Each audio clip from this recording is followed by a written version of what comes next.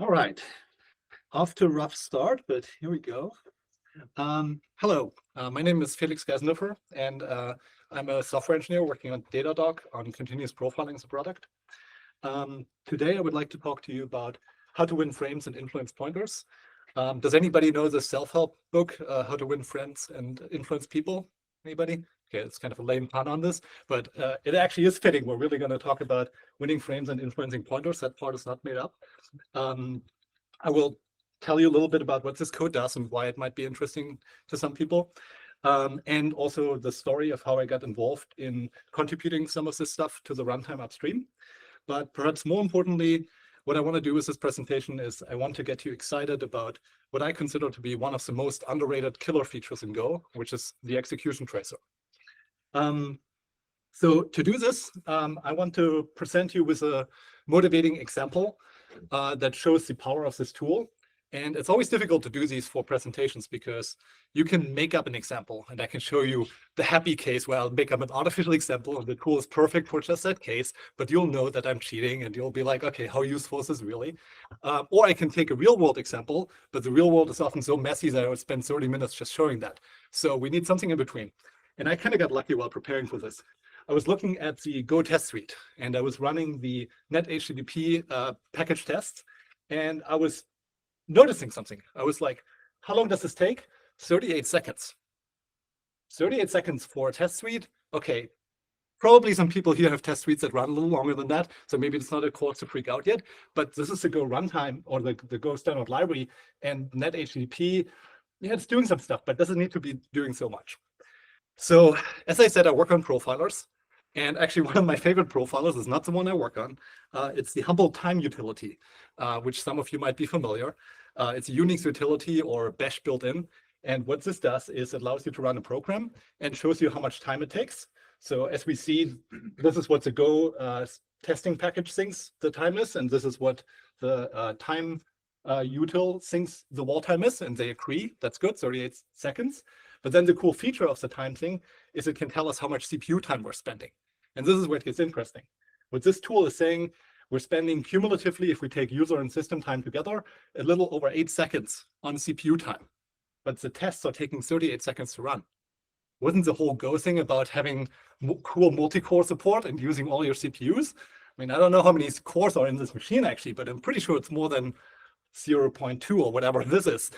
So this is clearly bad. We're not utilizing the hardware well and something is going wrong. So how can we figure out what's going on? So this is where the execution tracer comes in. And to use it, we pass a new command line flag to our test run, dash trace, and we give it a file name. I just call this http.trace. You can call it anything you want. We run it again. And then there's a command line utility called goToolTrace, where we can pass this file and get a little web browser URL to view the data. When we do this, we get this interesting looking UI. Got a throwback to the old days as a web, but it is very powerful. We just have to do a little work. We have to click one link and we get to another somewhat ancient viewer, but it is also still pretty working. And what this thing is showing us, it's the recorded execution trace. And there's a lot to say here, but I'm just going to say each lane here you can think of as representing one CPU core. It's not really one CPU core, it's a proc. There's Go internals involved, but that's not what this presentation is about. Let's say this is roughly a CPU core, and the little rectangles, which are like thin lines in this case, are representing when Go routines are running on these cores. And if you have a program that's super busy and utilizing all these cores, this would just be a solid picture full of little rectangles right next to each other. But as you can see, we have a lot of gaps in here where nothing is happening. And that's kind of our problem. So I was like, okay, that's nice to know, but I already kind of knew that by running the time utility. How can I do something useful with this? So the one thing I decided to do is just take a look around and look at the first 2 seconds and zoom in a little bit on this part of the trace. And what this does is it shows me the first 2 seconds, and I can kind of see a pattern emerging. So you kind of can see these vertical lines repeating here. Clearly, there's something going on. When we take a ruler to these gaps in between those lines of activity, we see that it's almost exactly 250 milliseconds, which is a suspicious value.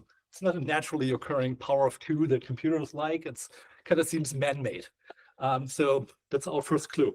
So, but we can go deeper than that. We can kind of pick out one of these rectangles that appears after this period of inactivity, and we can really drill in on this. So I'm doing another level of zoom here, which makes these rectangles much bigger and actually look like proper rectangles.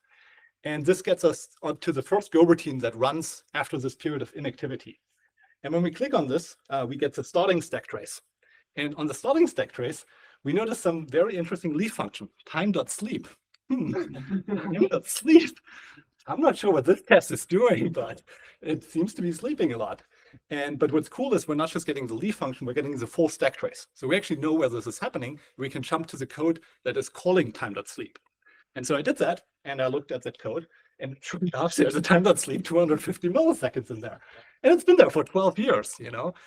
What this code is doing is not so important. It's kind of waiting for a Go routine to have started. So it looks at all the Go routines until one has appeared. And I think there's now an Uber package that actually does the same thing for, I think it's for Go routine leaks or something like that. It doesn't even matter. The important point is the time.sleep. And what's more important here is this is a really low-hanging fruit because we can transform this code without even knowing what it does. We can just run this loop instead of 10 times, 2,500 times, and change the sleep by the same order of magnitude, make it much shorter to 1 milliseconds. And this, behaviorally speaking, still does exactly the same thing. We haven't changed anything from the behavior. We're just making this check happen more early. And this means we're going to reduce the time sleeping. So does this work? The answer is yes. So here's the execution trace from before. I've kind of pointed out 3 areas that are interesting with these 1, 2, 3 numbers, and below is the execution trace from below. What we can see in those areas where this seems to have had an impact, the little rectangles have grouped much closer together, and now it looks like we're actually getting some utilization of our hardware. So that's good. Zooming out to the big picture, it's also very noticeable on the execution time of the package itself. It's about 25% faster for this test suite, and 10 seconds in absolute time.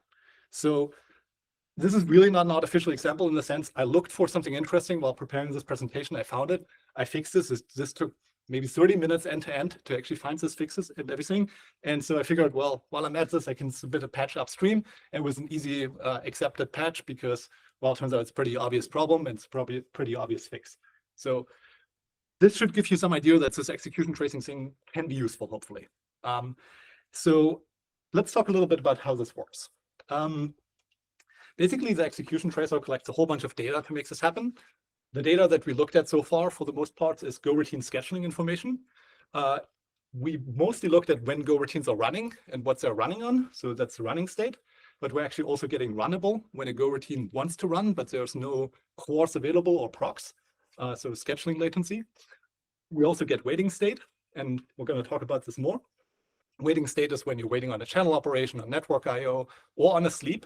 And in fact, the sleep was something we indirectly found because we had the stack trace of the sleep. You get CPU profiling samples. This means if you have Go routines that spend a lot of time running, you can break them down by stack trace and get a CPU profile. And this is actually the same as you get from pprof. You get lots of info from the garbage collector, which can be very interesting. You see the mark and sweep phases starting, you see stops the world events, you see GC assists, you see heap goals and targets. So if you really try to optimize GC, this can be very interesting to see if what you're doing is really working the way you think it does. And another thing I really love is in the other event section here, we have user events. So there's an API in the runtime trace package where you can actually emit your own events. They have some weird names. They're called tasks, regions, and logs. But if you ignore that for a second, you can do stuff like putting request IDs into your execution traces. And this allows you to then take an execution trace and figure out why was a particular request slow. And that's where it gets really cool because you can go really deep with this. You also get system calls. You also get proc events. You get a whole bunch of stuff. This is not even everything. Let's drill a little bit more into this tracing Go routine scheduling events. So as I already told you, there's these 3 states that Go routines can be in. And the scheduler's job is largely to make the transitions between these states of Go routines happen. And the execution tracer's job is to record events whenever this happens. So each little arrow is actually an event emitted by the execution tracer. So when a Go routine has to wait on something, also called blocking, there is an event emitted, and this little rectangle here indicates a stack trace is taken. So every time we block, a stack trace is taken. Once we're waiting, there's another event when we unblock, but we don't need a stack trace here because the Go routine had no chance to execute. It was waiting, and now it's runnable, so there's nothing that could have happened in between. No need for another stack trace. Similarly, when we go from runnable to actually being scheduled, so with schedule events, there's no need for stack trace because again, we were not running yet. And the only other place where we need to take a stack trace is when we get preempted. Sometimes the scheduler decides this Go routine here has to leave the execution because another Go routine should run, and this preemption needs a stack trace. And with this, we actually have a complete picture of nothing missing. So you can take each Go routine and actually draw a timeline, what each Go routine is doing over time. And there's nothing missing. You get all the information you could ever hope for. So if this isn't already exciting, I hope it is, but there's a few more ways to look at this, why this is interesting. From a high-level perspective, Go programs often use a lot of Go routines. I think seeing 1,000 Go routines is very common. 10,000 is very common. I've seen programs with 100,000. This is where I get a little uncomfortable. I've seen 1,000,000 Go routines. Okay, you probably shouldn't do that, but you can, and that's kind of the point. But the other point is you don't have that many CPU cores. You usually have 1, 2, 3 orders of magnitude less CPU cores than you have Go routines. And what logically follows from this is that Go routines have to spend most of their time off CPU. So that's really important. And the other thing that is sort of contextually important when we take a step back is that tail latencies really matter. There's a lot of research and real-world experience that shows that tail latencies, P95, P99, can really have an impact, especially in distributed systems where your actual end-user tail latency is a combination of multiple things and so on. I won't go into this too deep, but if you work on larger system, tail latencies really matter. And what I'm proposing, because I've seen it a lot, is that off-CPU weights can actually be involved in a lot of tail latency issues. So you want to have good tooling to understand off-CPU latency issues. And if you just use a CPU profile or something, which can be super useful as well, but you're never going to get off-CPU tail latency issues with that. But you get it with the execution tracer. Here's some real-world examples. I can't go over them in full detail, but this was some data I just pulled before I walked up here. Here's an application that is experiencing a mutex contention on a request. That request itself was 413 milliseconds, and over 90% of the time is spent on a mutex contention. You can get this on a mutex profile that it will show you, but it's sampled. Mutex profiling is usually sampled. This is unsampled, you get everything. And also here you have it contextualized. This was for one request, filtered down to one request. And you can get the data on the execution tracer. We have a nice little UI for this, but you can also do it in GoTool trace. There's a search for request IDs that you put in. You can do this yourself. Another example that's a little bit more interesting. Here we have a transient CPU spike. This is actually also very common in my experience and really hard to diagnose because usually when people look at their CPU utilization, they have a little line, it goes up and down, but the resolution is like best case 1 second, usually 10 seconds or something. And if there's a little spike in between, it's pretty much invisible. It gets averaged out. And if you actually trace the schedule execution, this will become very visible. And here we have two interesting things happening. One is maybe on the right side, the pink area is unscheduled. This was literally 80% of the time of this Go routine was trying to execute, but it couldn't because all the procs were busy. So clearly this was a temporarily overloaded service because this is not normal. This is a tail P99 example, actually up here, you can kind of see it. This is what's causing tail latency here. And another thing that's really fun is on the first part, the one that I've selected here, there's a select go operation, which if you go one frame below, it's a semaphore acquire operation. And it's taking really long. And what we see above this, the little yellow thing, it's not labeled here, but it's basically the garbage collector, 237 milliseconds. And what this means, I could go back and show you in more detail, but basically this thing was waiting on something else, but that other thing couldn't execute because you can see we're already like running at max here. We can't really schedule stuff and we're waiting on something that probably doesn't get scheduled as well. So we're getting punished twice. Once when we try to run and up to a second time waiting for something else, it should be running, that's also not running. So yeah, cool examples of tail latency. So yeah, this is really nice. I hope some of you would find this useful, but there's usually a catch with these things. And there's multiple catches here, but I'll talk about one of them. One catch that used to be a very big problem is overhead. Here's a benchmark where I basically run a benchmark inside of the runtime package where we're doing a channel ping pong, just sending messages back and forth. As you might imagine, this produces a ton of execution tracing events. And when we do this, this benchmark gets 770% slower when you enable execution tracing versus the baseline of just running the benchmark. That's not something you want. The good news here is that's a very extreme case. Most Go programs don't operate like that. If you have a program that operates like that, you should probably fix it. It's probably not doing much useful work. But we were looking at real applications, and for real applications, we saw up to 20% of overhead. And we wanted to use this to build profiling tools, and we're like, well, try selling a customer tool that has 20% overhead. That's a tough sell. So we were not trying to do that. So we had to figure out a way out. And this is where we get into how to win frames and influence pointers. We knew that the execution tracer could be a good path for showing off CPU issues that lets you debug tail latencies, but we didn't know how to fix it. We had another idea of walk log profiling. It had similar scalability and overhead issues. We had some ideas for fixing it, but we're kind of unsure what to do next, because if you ever try to contribute to Go before, or you looked at some of the proposal discussions, it can be very difficult to get something into Go because it's a Google project. They've worked with the community very nicely, but if you don't have a good connection with the team, it can be really hard to make changes happening. Luckily, I already knew Michael Pratt a little bit from 2 minor patches, really small bug fixes that I sent earlier to the Go runtime and that were merged. And I decided, instead of coming up with a big proposal with my cool ideas, I would just be like, hey, we want to contribute some stuff. Would you be interested? We want to make the runtime better and profiling better. And luckily, he agreed, and we set up a meeting. And this meeting, then one thing led to another. In this meeting, it was him, Austin Clemens, and also Michael Nietzsche. And it was pretty quickly clear that the runtime team was interested in this problem. And more importantly, they also wanted to go all in on the execution tracer. It was already kind of on the roadmap. They were interested in working on this and making it better. And so this solved a huge problem for us because we weren't sure what our next step should be. They had an idea, and now it was just like, okay, how do we make this thing faster? So what actually made it slow to begin with? It turns out it's like turtles all the way down with profiling. You can use profilers to profile your profilers and make them faster. And I don't know, at some point the computers are going to be free, but what we found for this case was we ran the execution tracer as a benchmark I was showing you, and we looked at the flame graph. And what we saw was this function gen traceback, which was at the time the function taking stack traces, and was taking 93% of the time of the execution tracer was taking stack traces. So clearly that was a bottleneck. But we wanted to fix it, so we had to understand a little bit more how this works. This brings us to the internals of how the Go runtime used to do stack traces. The basics here are, when you want to do a stack trace, you first have to think logically that you have a bunch of functions calling each other. Main calls foo, calls bar in this case. And each of these functions gets a stack frame. The stack frame has some local variables and stuff. And then when you want to take a stack trace, you basically want to reverse this process. You want to print bar, then foo, then main. That's sometimes called stack walking or stack unwinding, depending on who you ask, different terminology. And this, in theory, logically very simple. You just walk the stack, print the frames.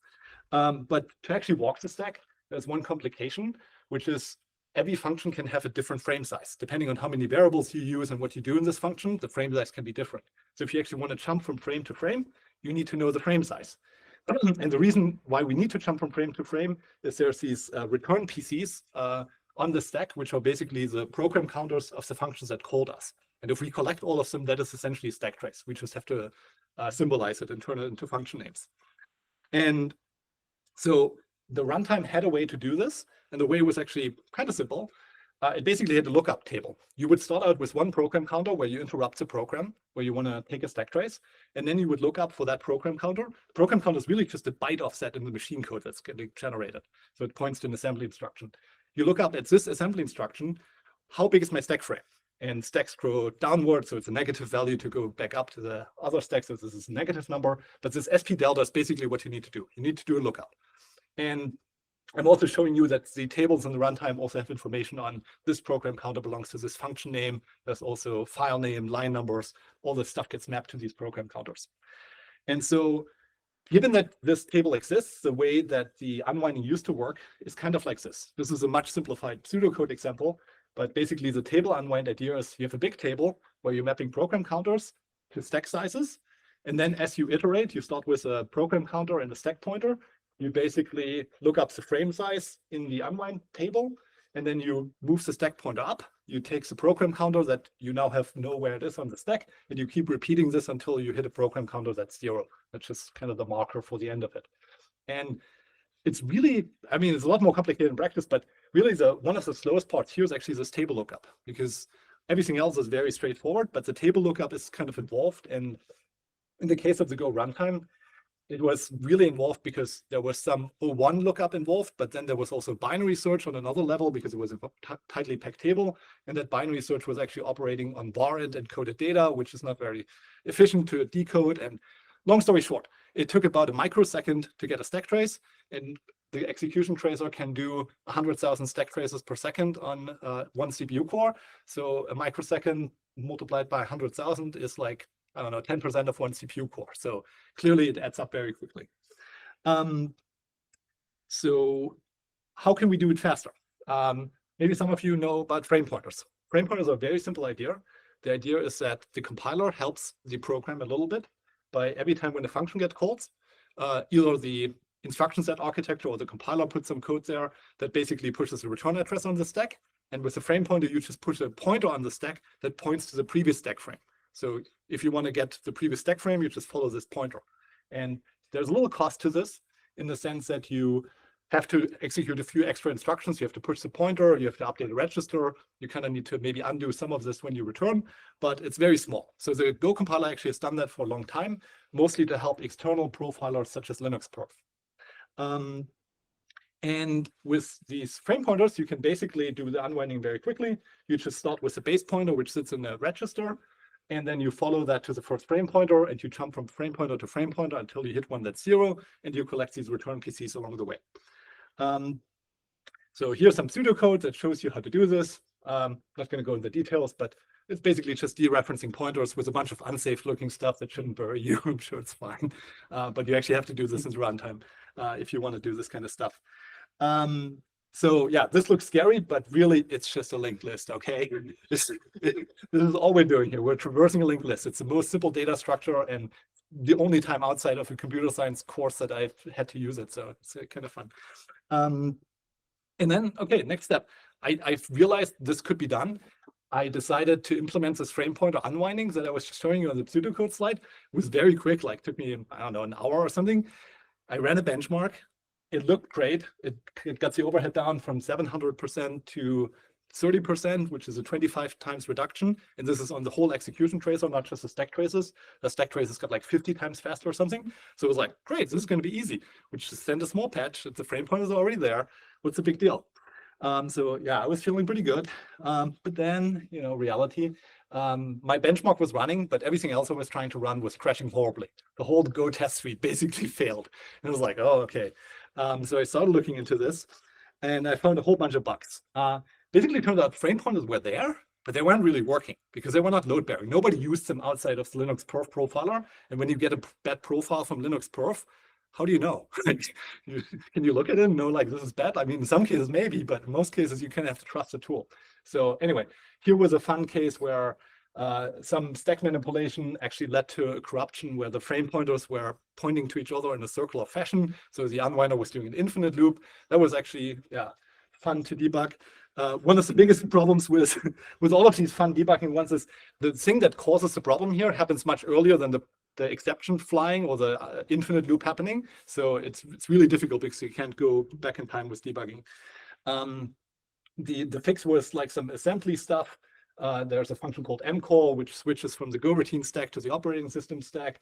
I'm not going to go into details, but it was a relatively small fix, like a couple lines, but long time finding it and learning weird Plan 9 Go assembly. It's very fun. Then a more obvious thing was on ARM64, everything was bad. And I was like, why is everything not working on ARM? Intel is kind of okay, but ARM, oh my God. And so I found this little to-do thing. What about ARM64 frame pointer adjustment? What about it? It turns out that the people who worked on ARM support did a good job on the ARM support for Go. It actually works pretty well on ARM, but that frame pointer thing didn't seem so important. It was just left as an exercise for the reader. So that had to be fixed. Yeah, we sent patches for that.